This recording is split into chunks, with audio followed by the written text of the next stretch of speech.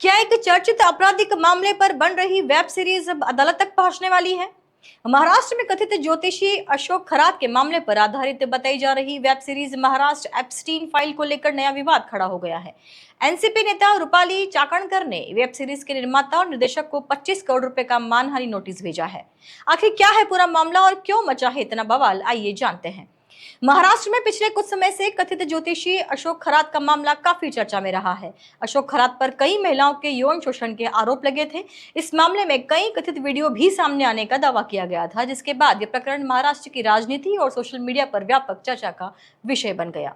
इसी दौरान एनसीपी नेता और महाराष्ट्र राज्य महिला आयोग की पूर्व अध्यक्ष रूपाली चाकणकर का नाम भी राजनीतिक बहस और सार्वजनिक चर्चाओं में सामने आया था। हालांकि इस पूरे मामले से जुड़े विभिन्न दावों और आरोपों पर कानूनी प्रक्रिया अभी भी जारी है। फिलहाल अशोक खरात न्यायिक हिरासत में है और उसके खिलाफ दर्ज मामलों की सुनवाई चल रही है। अब इसी चर्चित प्रकरण से प्रेरित बताई जा रही web series Maharashtra Epstein files को लेकर नया विवाद खड़ा हो गया है। वेब सीरीज के ट्रेलर के सामने आने के बाद राजनीतिक गलियारों में बहस तेज हो गई है।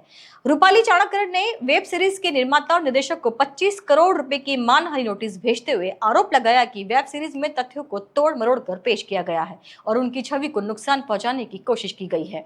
उन्होंने आपत्तिजनक सामग्री हटाने, सार्वजनिक माफी मांगने और हर्जाने की मांग की है।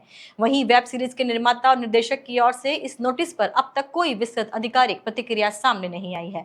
माना जा रहा है कि जल्द ही उनका कानूनी जवाब सामने आ सकता है। अब यह पूरा विवाद अदालत की चौखट तक पहुंच सकता है। यदि दोनों पक्षों के बीच समझौता नहीं होता तो आने वाले दिनों में इस मामले में कानूनी सुनवाई शुरू हो सकती है।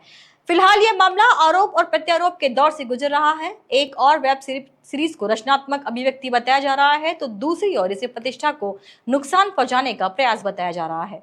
इन दावों की सत्यता और कानूनी जिम्मेदारी का अंतिम फैसला अदालत और न्यायिक प्रक्रिया के बाद ही स्पष्ट होगा।